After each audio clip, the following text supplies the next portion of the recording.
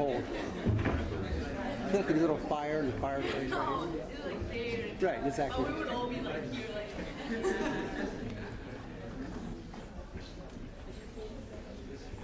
Definitely colder than Louisiana.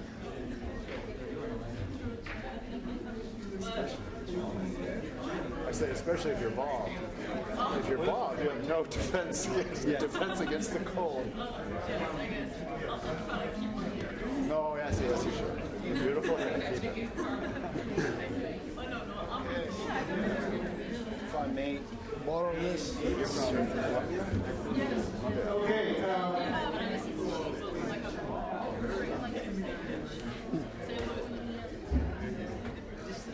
It is with great pleasure that I introduce the next presenters. I have to say that I'm grateful to John Jacobs, who is from Georgetown, former NASDAQ executive vice president, and he will introduce the panelists. But the panelists focus on blockchain and smart contracts and tax and audit implications. So they present their own perspectives from different point of view that they have on these topics. John, without any delay. Thank you very much, Dr. It's a pleasure to be here. I'm with Georgetown at the Center for Financial Markets and Policy. And I think before I introduce the panelists, I do want to just share, this can't be more, there's nothing more important than this for the people in this room to do what we're doing, to get together and try to figure out how to affect and implement and facilitate the adoption of DLT. At Georgetown, we started a couple of years ago. We started 5 years ago or 4 years ago, really trying to push blockchain. But one of the things that's so important is our students demanded from us, we need more fintech, we need more blockchain. We do not feel like we're equipped to go out there and start adding value to the firms that hire us. We know accounting, we know finance, we know marketing, we know this, but we don't know how to implement or how to even look at adopting new technologies. And this is something, and I think Kahina pointed out a really good point about history, how important it is. We have the advantage. We know now what they didn't know then when the internet came out. So we know what it means and how to adopt new technology. So again, at Georgetown, our focus has been on really equipping our student and driving that. We're not trying to teach our business students to be coders. Not going to work, right? But they have to understand the details, the nuance of how the technology applies, and then we use a use case approach, because that is the most relevant for them to understand. And our goal is to teach them to walk into the marketplace, understand inefficiencies, things that don't work, and how to apply a technology solution to it, whether it's DLT, network, internet, mobile, something along those lines. And so, anyway, that should be our mutual goal, and we should all work together on it. If I develop the FinTech blockchain course, anybody wants the syllabus, let me know. I'm happy to share speakers, happy to share anything. So, anyway, to that point, I just want to share that. I think this is a really important summit that Morgan State is hosting here. And again, we're very proud to be part of the Ripple UBRI as well. Georgetown is one of those member schools.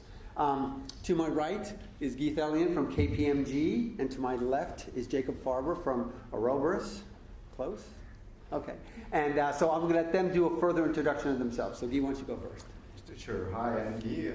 I'm from KPMG. I've been in professional services for all of my career, and that's the perspective I'm going to take here as I talk to you this morning.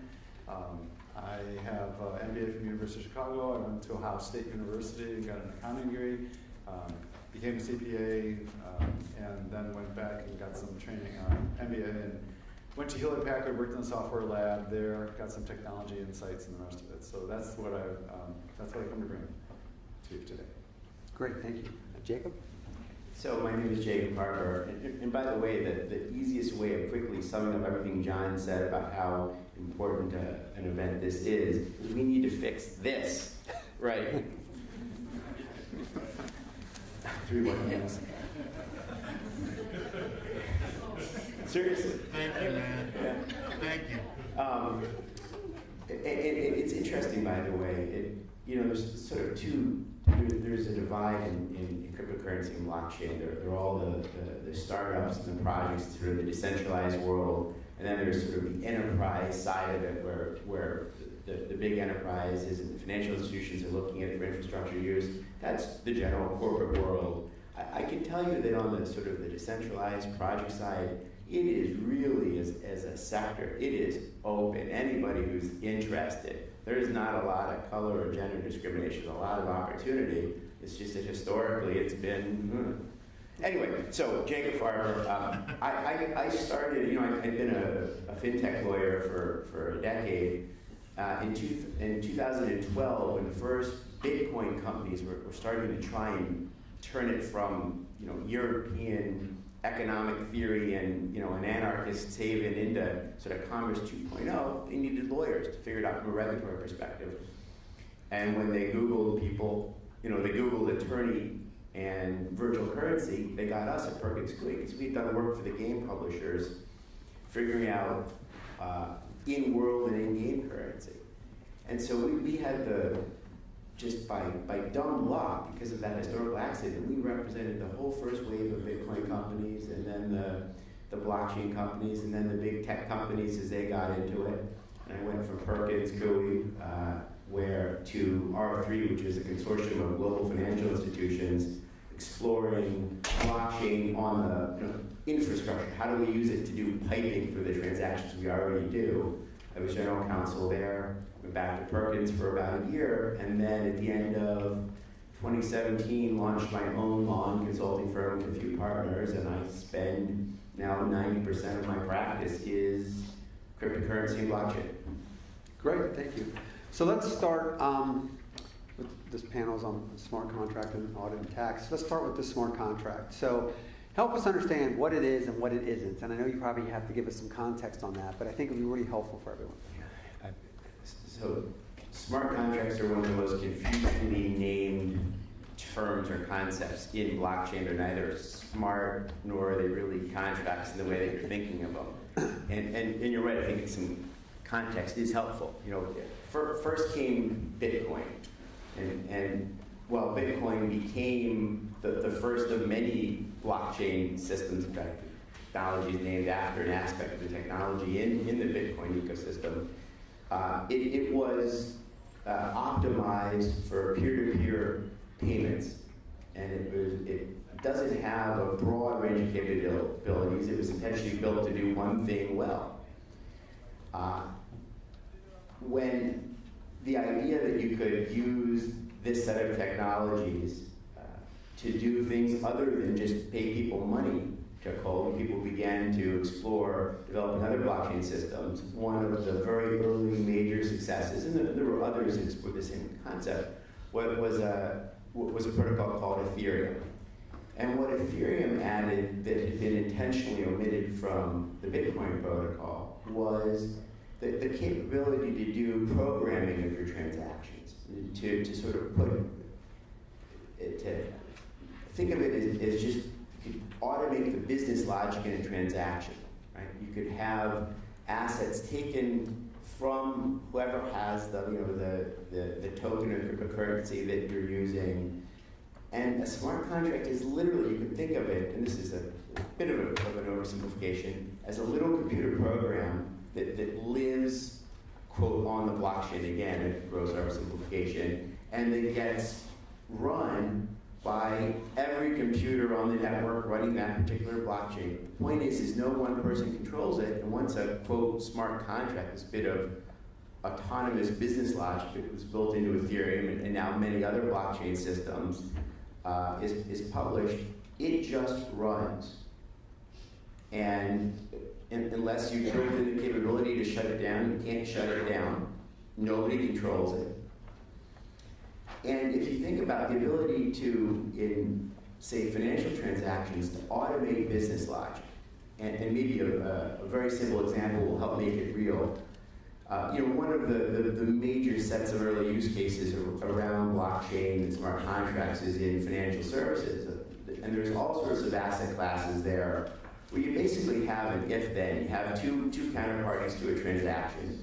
And depending on something, one party or the other gets paid, or the payments are handled differently depending. I mean, take a weather derivative. Like, you're betting that it's not going to rain in June in Kansas. I don't know. It doesn't matter.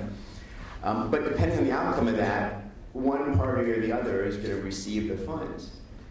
And in the way things are, without blockchain technology, without smart contracts, there's counterparty risk. You've got to worry about the liquidity of your counterparty. You've got to worry about them failing. There's payment risks. And with a smart contract, you would literally automate the business logic of who gets paid who, by who. Both parties lose control of the asset of the funds being paid. By the way, this all assumes that somehow you have money on blockchain, which is a whole other issue beyond the scope of this, but maybe if we have time we can come back to it. And it autonomously executes the transaction. So you're no longer trusting your counterparty. And that smart contract, a little bit of business logic, that little bit of code is actually executing the transaction. And there's in addition to removing having to trust your counterparty, there's an enormous array of other advantages, which I think Guy will talk about because it ties in well with what he does from an audit perspective. But anyway, that's what a smart contract is. So when I say it's not a contract, it really isn't a contract in the sense you're thinking of it as it's a piece of paper. A much better metaphor for it, it's not even a metaphor, it's a piece of code. And it's not particularly smart, no more than any bit of computer programming, is it just executes the code that's written.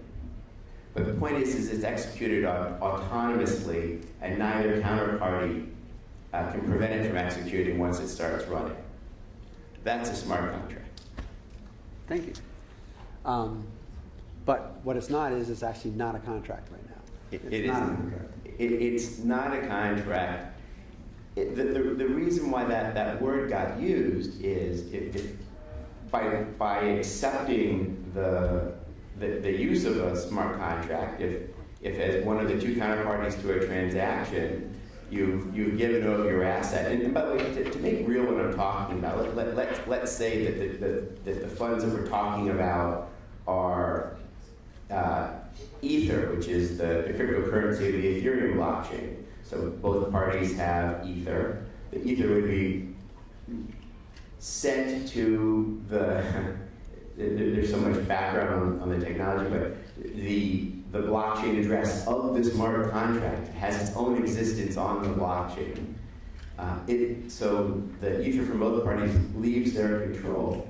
And once it's under the control of the smart contract, you're sort of bound by the outcome. So people talk about the code is the law, and I think that's a gross oversimplification because, believe me, people are still going to sue each other in real court when real things go wrong in the real world, even with smart contracts. But because of that notion that what you're agreeing to is exactly what the smart contracts code says will happen, that's why the use of the word contract, although I do think it's a misnomer. Agreed. Thank you. I spent several decades at NASDAQ, a fintech company. When NASDAQ started, every financial market in the world was a floor-based physical exchange where two people, mostly men, sat across from each other and made a deal. And nobody thought, wow, we need a new electronic kind of stock market. Why would you do that? And but it turns out that we did, and now every single financial market in the world is electronic and follows the NASDAQ model. So it is a very disruptive technology. Financial services tends to adopt technology very, very quickly, and every time they do, it disrupts the marketplace, right? And it changes things. So the players who were relevant when it first were adopted were not necessarily the relevant ones. I think it was interesting when Kahina mentioned, "Are we in 1998 with the internet?" And if you remember back then, some of you are too young to remember back then, but I remember back then. Some of the companies, or most of the companies that were the big names in the internet back then, they're not around. They didn't survive, right? The models that have come out are later use cases and different. So we're in different places. So Guy, from your perspective, from audit, as more and more DLT gets adopted, and part of it is the selling point is it's so secure, it's immutable, you have a great track record, you can see all the records, etc. How are auditors going to react to that? Are they needed anymore? I think think I know the answer, but are they needing more? But what are they going to, how is that going to impact the audit profession? Okay, well, let's take a look at what is auditing all about. Okay, it's been around for a long time. The way we do it today has been around for about 50 or 75 years. It hasn't changed a great deal. It's been around maybe a couple hundred years. But what has been the role of an auditor? Right? The role of an auditor has been to provide assurance to parties to transactions, right, that those transactions are real, valid, no one's taking advantage of someone else, and they can rely on that so that they have trust, right? So we have an element of trust there. If you recall our speaker yesterday talking about trust. So we moved to digital ledger technology, DLT, or blockchain. And as Jacob said, it's executed. And we as parties can't change that. We've agreed to have a transaction. Once those transaction conditions are fulfilled, that transaction is executed, and we're done, right? Okay. Sounds like there's nobody needed there, right, in terms of assurance. But if we take a step back from how did we get there in the first place? Well, somebody has to write that code which relates to that transaction, right? And being human, we don't necessarily do that the first time perfectly. As we know from, again, yesterday, Mt. Gox lost millions of dollars, in terms of cryptocurrencies. Things were written poorly or whatever. So will the need for assurance by an independent party disappear because we move to a digital ledger technology to record our transactions? I think the answer is no. All right? The nature of the game will change because there's new technology, there's a new way of doing things. But assurance as something that is valuable and important in terms of transactions between people and parties will continue to be a very real need. And so the auditor will continue to have a role. Absolutely. By the way, anyone here of the generation, some of my kids are old enough, for magic cards? Anybody know what magic cards are? Those trading cards, all that kind of stuff? A few people, right? Do you know what Mt. Gox stands for? Magic the Gathering Online Exchange. It started off as a platform to trade magic cards and turned into this massive Bitcoin exchange that, through fraud and everything else, went under and everything else. So interesting how everyone jumps in. And the lesson there, the point there I wanted to make to you is that we keep throwing out blockchain and DLT and all these terms to you. It's like we talked about the internet. Don't let it overwhelm you, right? Understand the technology. But then the best thing to do is what Kahina said, is focus on a use case. Ripple's focused on cross-border payments, not everything that DLT can do. So focus on specific things. NASDAQ was formed to focus on the issue of how to fix trading in over-the-counter equities in the U.S., not everything it turned into. So start there, focus, and that's how I think the best way you can get a handle on this is focus. And remember, there's two sides to every issue. As Katie pointed out in the transaction she said she was going to do with the IO was to do a $200 transaction. By the end, he got $150 because people are taking money out of the way. Well, those people don't want a more efficient market, right? They're making money on that inefficiency, right? So when you come out and think, I'm going to solve this problem using blockchain or some other technology, remember, there's going to be people out who are already out there making money because they've solved the problem another way, right? They've solved the problem another way. So, anything, but I think that's how the best way that you can dive into this topic, and the best way is to keep it focused. You need to understand the technology first and how it works, not to the level of code, but understand the technology and how it works, and then that will start opening doors to how you think you can apply it to what you see are challenges for organizations and businesses and anything else out there. And this is not just limited to financial services by any means, right? Think of medical records. Think about that huge opportunity to fix that problem once and for all. We've all gone to the doctor. We've all filled out the same forms 5 times. We've all had to get the test repeated. Medical records are a horrendous problem in this country, and you've got to battle the HIPAA issues, but think about the implication for blockchain. I want to flip the script a little bit here and hit you guys with a different perspective. And I use this a lot when I teach my FinTech blockchain course for students, is to kind of put in perspective. We talk here right now, and I think Nick asked a question about being a computer science major and how you to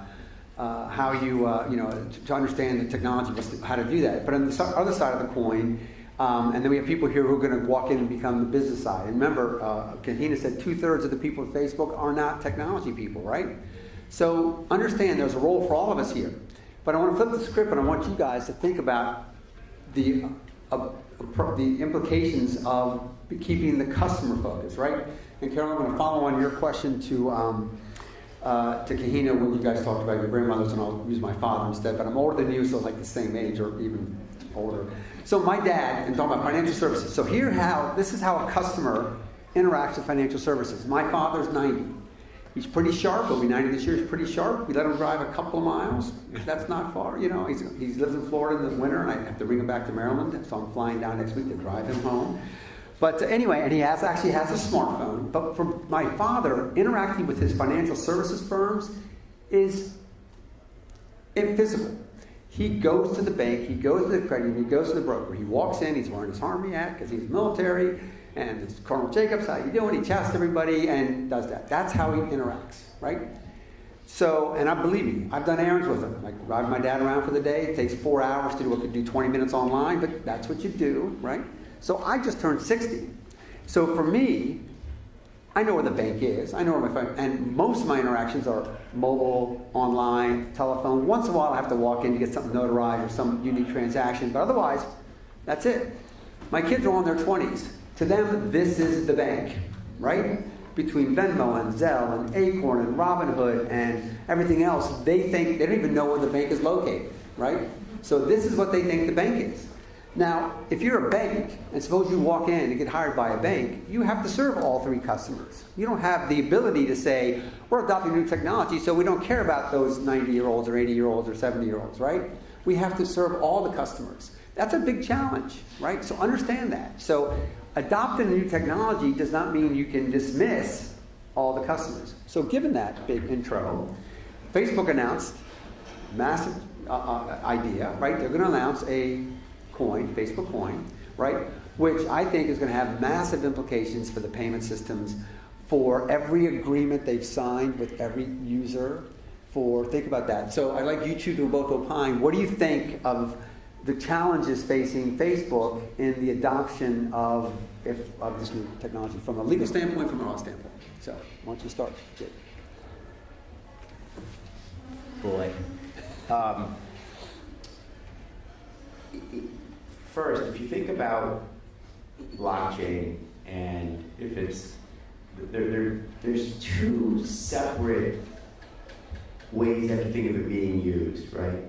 There's sort of retail consumer focused. You'll have a wallet on your phone. You'll hold Bitcoin on your phone. You'll have XRP Ripple's currency. You'll have tokens from various providers. Who knows?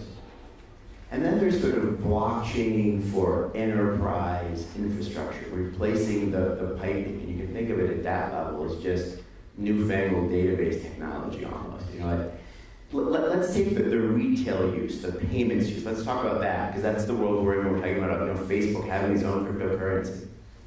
That we only get to global mass adoption one way, and it's mobile, right? Just the way with the social it became maybe 8 or 10 years ago, we all accepted as gospel. You know, it's all about mobile. Even more so with blockchain, because literally the way you'll transact is through wallets that hold your cryptocurrencies and your tokens. Where are they going to be? They're going to be on your phone, right?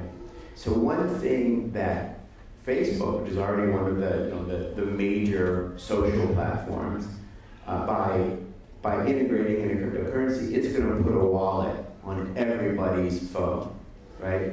And right now, how many of you have a blockchain wallet on your phone?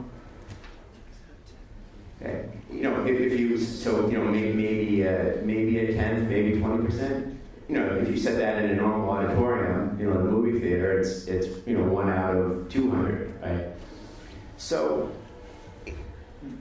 that's transformative, right? I mean, that brings instantly blockchain down to the level of daily interaction.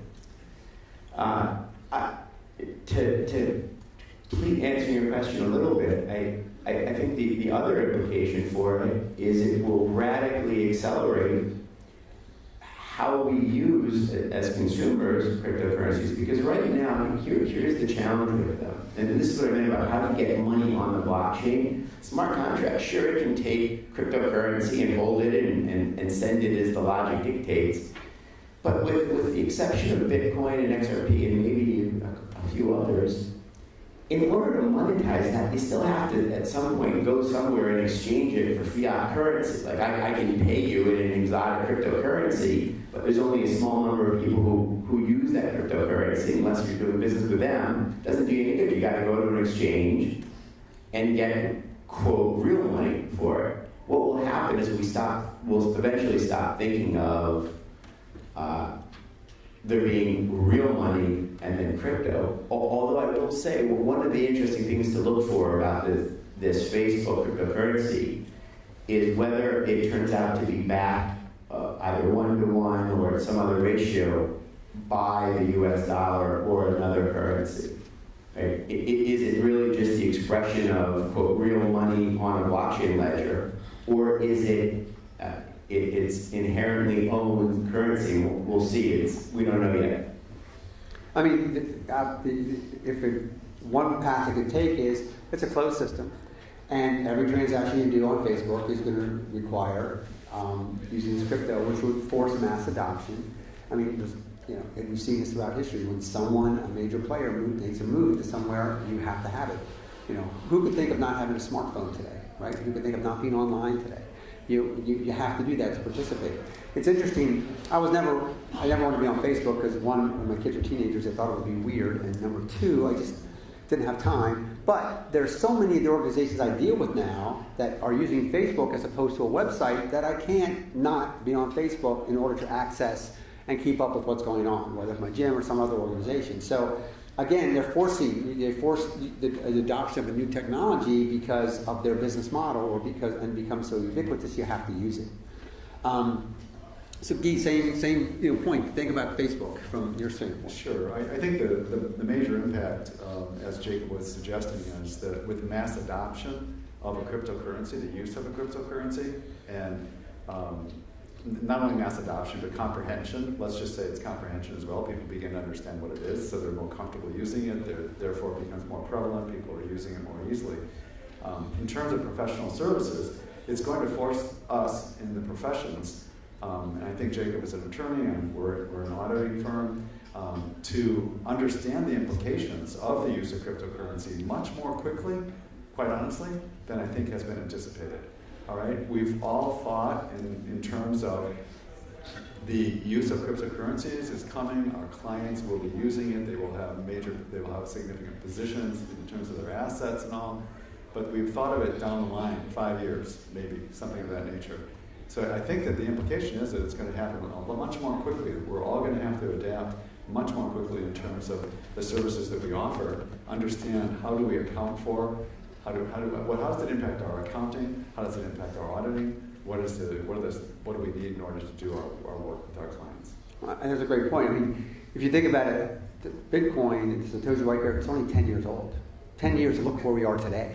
So that's a lot faster than the internet was adopted. A lot faster than the internet got reach and so on. And mobile as well, and things like that. Think about it, when the first cell phones came out, how long it's been to where they are today. So I think blockchain is moving faster than all of them. So let me ask a question, since we do have students in the room, et cetera. So for both of you, what do you think students need to do to prepare to enter the workforce today?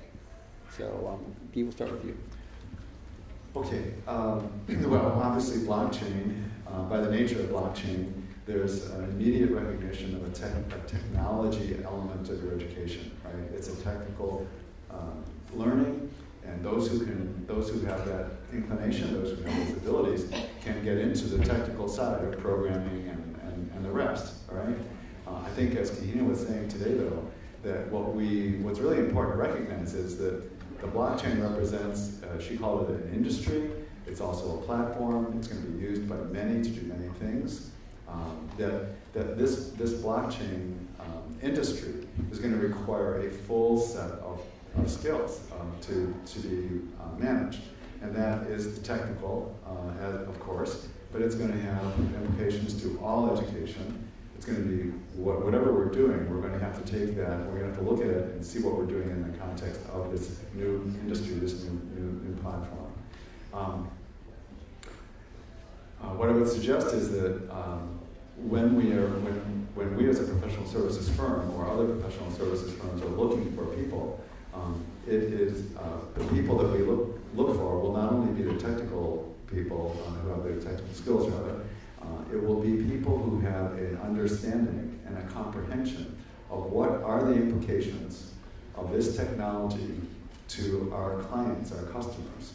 All right, so that when we hire someone to bring them into the firm, we don't have to start educating them on what is a blockchain and what are the implications, how are our clients using it, that they will have this when they hit the ground running.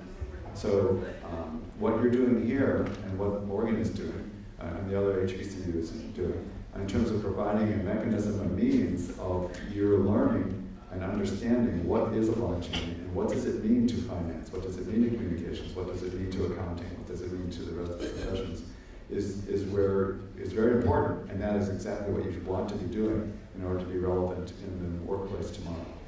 And before you answer, just if you start, we're going to go to questions soon, so you can start making your way to the mics on each side of the room.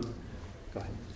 So to come back to the substance of the panel for a second, smart contracts, you can see that once you can have a blockchain do more than just send money peer-to-peer, which is what you get with smart contracts, and you can put business logic and transaction logic and programmability into those transactions, you can build applications. And at least at sort of the consumer and retail level, smart contracts are, another way of thinking of them, is the applications that are going to get built on blockchain, right? When people talk about doing blockchain coding, if they're not writing their own blockchain protocol, they're writing smart contracts, right? They're writing the code that runs on blockchain protocols. That's what we're talking about. So, right now, 10 years after the Bitcoin white paper, the pace of the computer science development, going from just, Bitcoin is good at moving, the Bitcoin protocol was good at moving Bitcoin around the world, and it does what it was designed to do well. Since then, the pace at which the theorists and the researchers and the computer scientists have moved the computer science is stunning. I mean, the intellectual activity and the pace of it is mind-boggling. What has lagged radically is the development of the business cases. There is not really a single functioning application at the consumer level operating on blockchain that makes a dime. Literally, other than the businesses serving other blockchain businesses, like some of the currency exchanges. But in terms of using blockchain to provide a meaningful consumer experience rather than just using blockchain to provide services to other blockchain companies trying to provide meaningful consumer experiences, it doesn't exist. And that's a key thought that students need to be prepared, or the field they're interested in, to begin thinking about what the technology can do, what it can't do. There's a lot of nonsense about its potential, a lot of hogwash out there. So a skepticism and a focus on the realistic near, mid, and long-term business cases, I think has to be a major focus.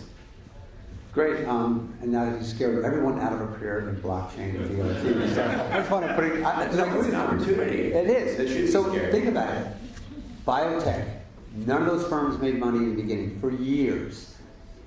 Internet companies, internet commerce companies, mobile, they did not make money when they first started out. Amazon didn't make money for a long time. So when you think about it, let's look at another case. What's companies going public next week? Uber's going public next week. Are they making money? Nope. They're losing billions. 3.7, I think I saw, 3.7 billion. Doesn't mean they're not going to make money, but right now. So understand that in a new technology, emerging technology, it is about trying it. So that different use cases about it. So figuring out what's going to happen, and there will be, no doubt, successful blockchain applications that work at the consumer level. Just haven't seen any today. Right. And so, and the world is wide open, believe me. Every time someone says the last good idea is gone, that's not true, because the next good idea comes along, right? And it's interesting, again, going back, it's the world, there's so many things. The wonderful thing about technology, the absolutely wonderful thing about technology is that it can free us up in so many ways and can enhance our lives in so many ways. That's the good side, right? I'll give you my dad as again for an example. So we're slowly working the car keys away from my father. Okay, he could drive a mile or two, slowly working away. And how we did that was he has a smartphone, and we installed Uber on it. And I explained to him, I said, do you know what Uber is? He goes, yeah, that's a button you hit on your phone and a car picks you up. I said, okay, that's it.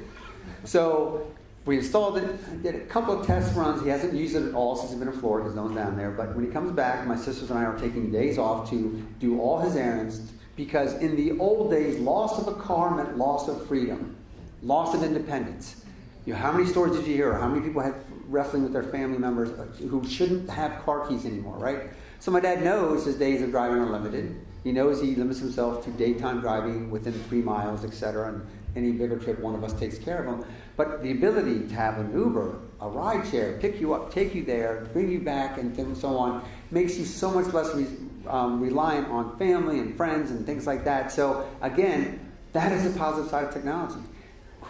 No one thought of that when they first launched Uber, right? That wasn't the idea. And by the way, every one of these big companies today that's didn't start off doing what they started to do. They pivoted along the way. The only way you can pivot is if you're in the game. So my recommendation to you is to get in the game somewhere and somehow. And I don't care.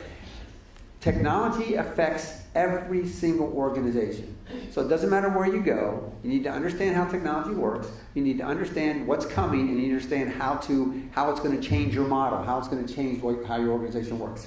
You can either profit from it, or you can be run over by it. So anyway, that's So don't be nervous that that's just opportunity after opportunity after opportunity. Believe me. If I were 30 instead of 60, I would be all over the blockchain today. But I did my fintech run at NASDAQ. So anyway, so far we don't have any questions out there. Oh, yes, sir. Go ahead. Thank you very much for the great panel. I have some thoughts about smart contracts and the contracts, but maybe we can discuss that later, because I think the very fact that you sign on to a system that's consent, and the fact that obligations are automated doesn't really make it not a contract. But my first question is, are you aware of a case where courts have opined on the legal nature of smart contracts? And my second question is, generally, to the extent we can speak publicly, what are the issues that are legal issues that arise out of blockchain and fintech technology? On the specific first question, I tend to, there's a lot of theoretical debate about is a smart contract also a legal contract? Is it independently legally binding? I tend not to worry about it very much, because smart contracts, I talk about them being sort of the core of the applications that run on blockchain. That there are going to be components of those applications that are on the user's device. They're going to be systems. You're going to sign up to somebody's platform to use the service. There are going to be terms of use. It'll be a long time before we're out of the world where users are reading terms, even for blockchain projects, even on decentralized blockchains, and consenting to them. And I think one of the things those terms will always say is, oh, by the way, you agree to accept the outcome of the transactions. So I think there's a little bit of a crutch there to answer your question. And know that the courts have not really been faced with issues of what happens if something goes awry in a smart contract. And I think that most of that will be fairly straightforward legal issues.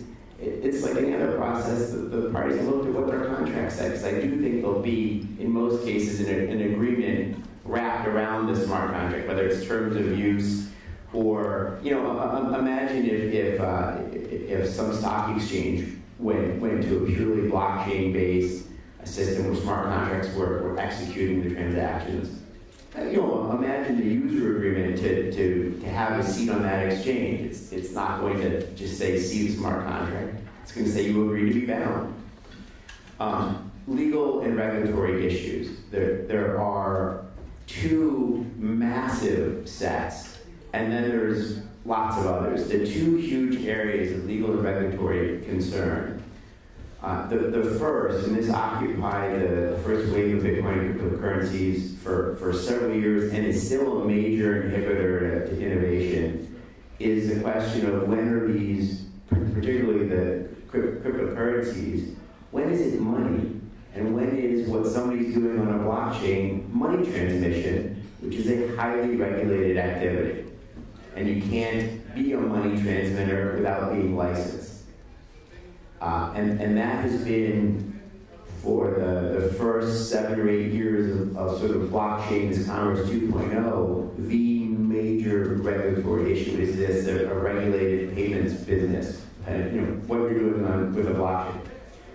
The other, and it's really come to the fore over the last several years, as one of the things that people have used blockchain, and particularly Ethereum and some other smart contract-based blockchain protocols to do, is one of the things you can do with a smart contract is define your own cryptocurrency.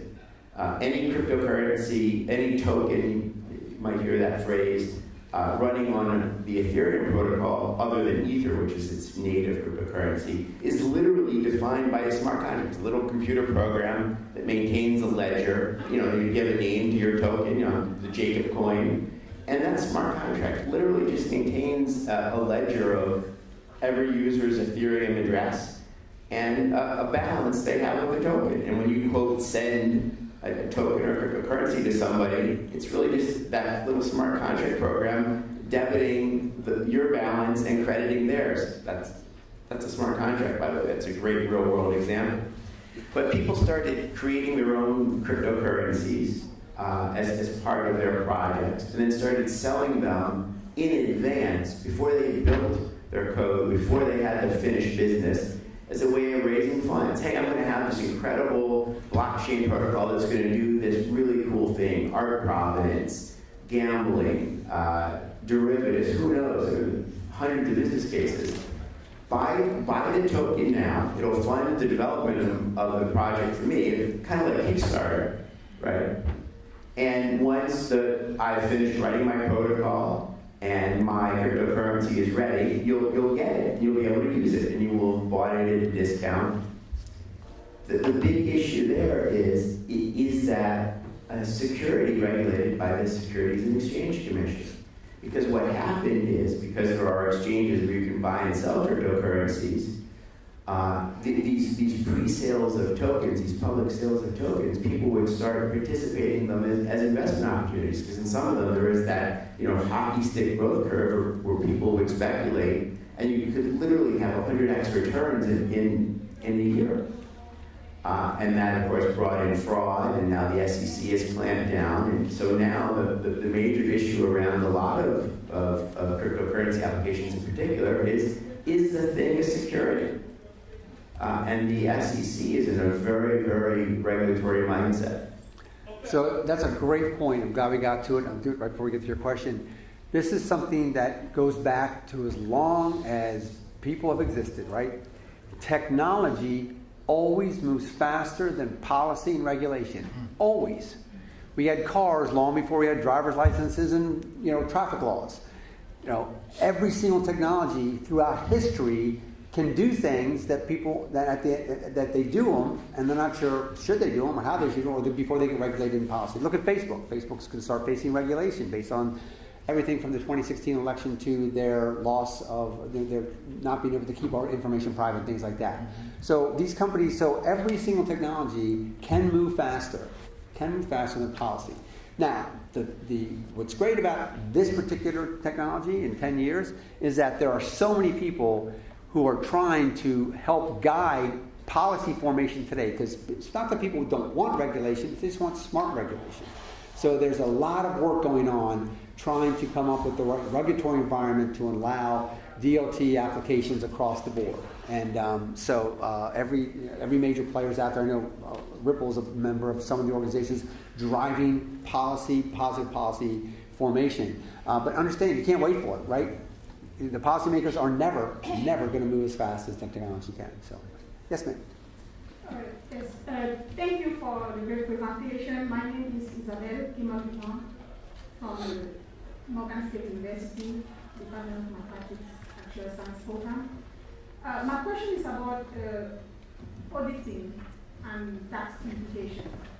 So I wanted to see, I mean, if you could help me see a concrete example of where we can see the difference from the regular contract, physical contract, and the smart contract, where where you can kind of see a clear example where you point out some implications that will happen in auditing and tax. Well, great question. All right, but if policy lags behind technology, I think professional services lags behind the policy in a sense. So I'm sorry that I don't have any specific examples there, all right? What I recognized and what I basically came prepared to say today if somebody asked this question is that our practice in professional services, we respond to the needs of our clients in order to serve our clients, all right? Today, as Jacob was saying, there is no operating blockchain enterprise. I think that's what you said, Jacob, essentially, right? That Making it significant money anyway. Right, consumer facing making money. Right, I'm sorry. Okay. So among those clients that we serve, we don't have the need to have solved all those problems. All right. So we don't have solutions to that. What I can say is that, for example, among our clients, when our clients have material positions in cryptocurrencies, then when that developed, we had to respond in terms of being an auditing firm to determine how are we going to audit and have assurance over those assets. And of course we did. And we today have efforts underway to anticipate what you're talking about, but we don't have anything definitive right now. Because until we have a need to actually define and execute services in that regard, we're not going to have the specifics all tied down.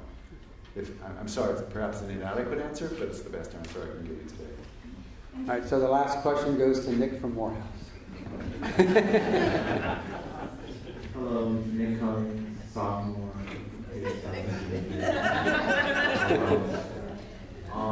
My question is, you're talking about how smart contracts aren't really smart, and I have heard of that like a lot because I've done some research on smart contracts. What technology or what implications do you think could make smart contracts actually smart? And what would you, if you imagine smart contracts as smart, what would you see that actually was? It's like a two-part question. They're not.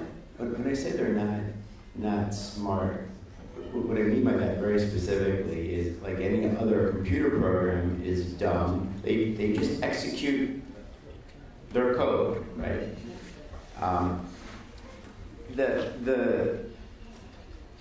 At a high enough level, any application built at least on a decentralized blockchain is going to be a set of smart contracts with the other code on a mobile device or on a website the user can interact with that talks to the smart contract, right? So every blockchain-based set of functionality application, at least, and again we're oversimplifying here because there are other ways of building programmable logic onto a blockchain that isn't a smart contract. We're sort of blurring past that, but let's assume we're on a smart contract-based blockchain. That's how you build applications on blockchain. So what it really devolves into as a question is what are the good applications for a blockchain? And I certainly have my views, but there are other panels of use cases I think that's next. So that's I can't wait to hear the answer to that question from those panelists. Great, so let's thank our panelists. Thank you very much.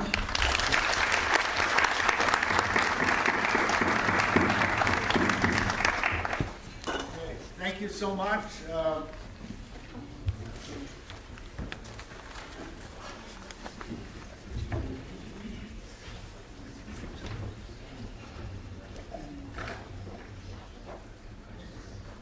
The swag. I was was afraid that I didn't. Okay, again, this is our token of appreciation. I'll start with John. Thank you so much, John, for accepting the invitation and arranging the panel. We appreciate it. It was wonderful. An honor and a pleasure. Thank you. And Guy, thank you so much. Thank you. I appreciate it. And Jacob, thank you so much for accepting the invitation.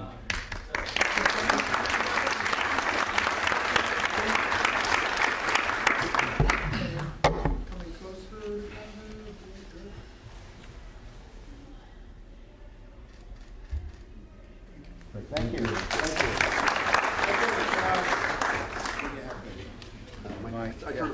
Thank you. Thank you so much. I think since we're running a little bit behind the schedule, we're going to go to the next presentation, and then we're going to have a short break. Let me introduce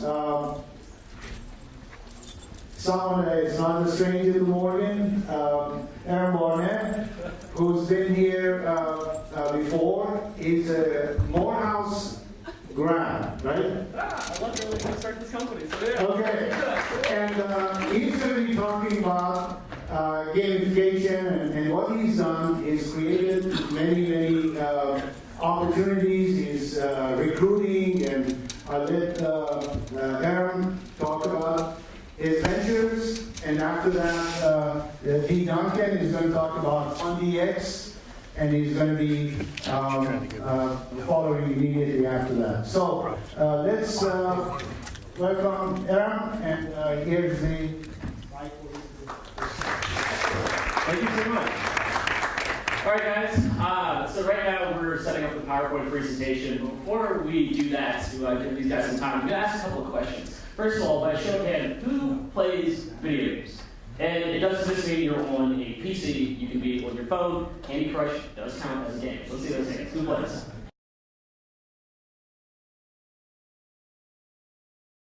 Summit. How many people have heard of the game Crypto Days? Let's put a lot more